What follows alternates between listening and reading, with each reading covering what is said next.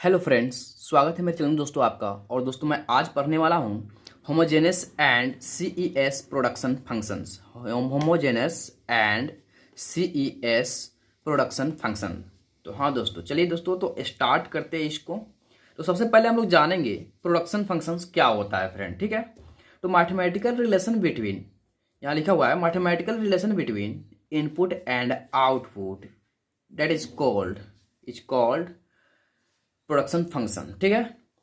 तो जैसे फंक्शंस का जो थ्योरी होता है फ्रेंड्स, यानी कि जो नॉर्मली थ्योरी होता है कि दो वेरिएबल के बीच जो मैथमेटिकल रिलेशन होता है उसको हम लोग फंक्शंस बोलते हैं। तो उसी तरह से दो वेरिएबल जो है यहाँ पे इनपुट और आउटपुट हो गया है, ठीक है।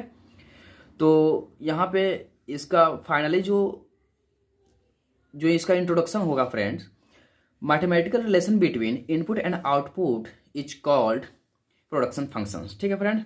तो यहाँ पे इसका फॉर्मूला हुआ Q is equal to functions of K L, ठीक है।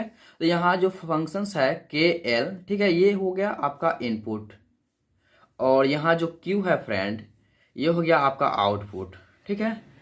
तो एक और बात समझने योग्य है इसमें कि यदि इनपुट को m से मल्टीप्लाई करते हैं, यानी कि इनपुट को हम लोग अगर m से मल्टीप्लाई करते हैं तो जो आउटपुट है फ्रेंड वो m का गुणक हो जाता है अपने आप डायरेक्ट। जैसे हम लोग देखेंगे यहाँ पे, ऐसे आउटपुट को करो या इनपुट को करो, यानी कि अगर आउटपुट को आप m से गुना करते हो, मल्टीप्लाई करते हो, तो आपका जो इनपुट है उसी प्रकार m का गुणक हो जाएगा, ठीक है। तो यहाँ पे देख लीजिए, यहाँ m से हम लोग गुना किए हैं q को, आउटपुट को। तो यहाँ जो इसका फंक्शंस ऑफ के एल था फ्रेंड वो m का गुणक हो गया है, जैसे m k हो गया है और m l हो गया है, ठीक है। तो एक और इन्फॉर्मेशन है जो इंट्रोडक्शन में काम आता है इसका। A production function is said to be homogenous production function if when each input is increase by m time, ठीक है। इस बात को ध्यान रखना है, when each input is increased by m time the output also increase by m to the power n time, okay। तो अगर इसका जो इनपुट है फ्रेंड वो m टाइम अगर इंक्रीज करता है तो जो आउटपुट है फ्रेंड वो क्या है कि m to the power n time increase कर जाएगा, ठीक है। तो चलिए आगे हम लोग थोड़ा इसको कॉप डगलस फार्मूला के थ्रू हम लोग इसको थोड़ा सा फाइंड करके देखेंगे, यानी कि बना कर देखेंगे। तो चलिए यहाँ पे लिखा हुआ है this example by Cobb Douglas theory, ठीक है। कॉप डगलस का एक फार्मूला होता है Q equal to A L alpha into K beta होता है, ठीक है। तो यहाँ अल्फा की जगह पे 0.5 है और बीटा की जगह पे स्थान पे जो है 0.5 रखा हुआ है, ठीक है। तो इसी पे हम लोग देखेंगे कैसे इसका जो वैल्यू क्या आ रहा है, और उससे हम लोग को समझ में भी आ जाएगा कि ये थ्योरी किस प्रकार है। तो यहाँ पे ए जो है कॉमन हम लोग ले लिए, और क्योंकि यहाँ पे इसके जो आउटपुट है उसको हम लोग m से मल्टीप्लाई किए, ठीक है। तो उसके अनुसार यहाँ जो है m से ए भी m का मल्टीपल हो गया, ठीक है। तो यहाँ a इंटू एम एल का जो होल पावर है वो 0.5 है, और फिर m के का होल पावर 0.5 हो गया, ठीक है।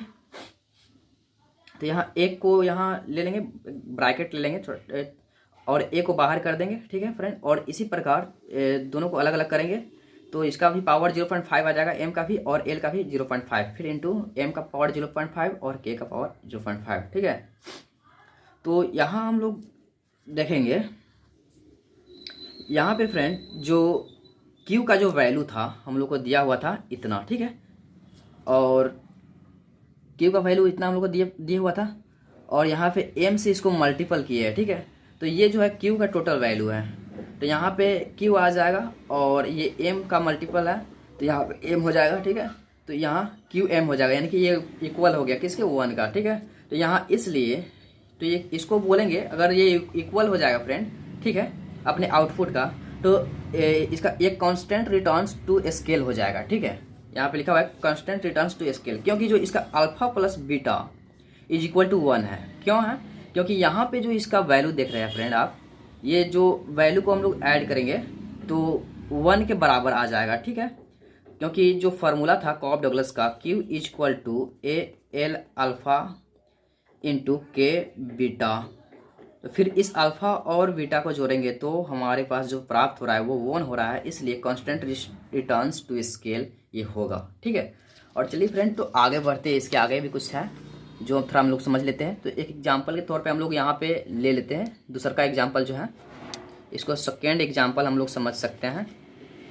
तो यहाँ Q इक्वल टू दिए हुआ क्वेश्चंस में AL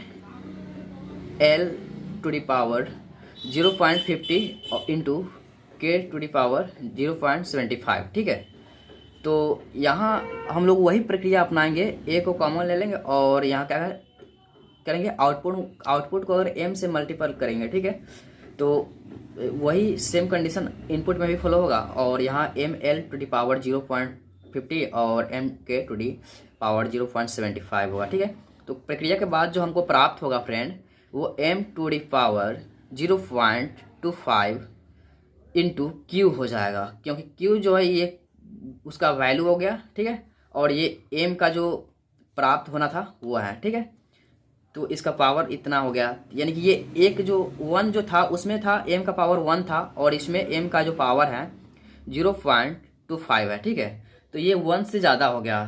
तो अगर अल्फ़ा प्लस बीटा का वैल्यू 1 से ज़्यादा होगा फ्रेंड, तो ये होगा इंक्रीजिंग रिटर्न्स टू स्केल होगा। ठीक है, ये इंक्रीजिंग रिटर्न्स टू स्केल कहलाएगा।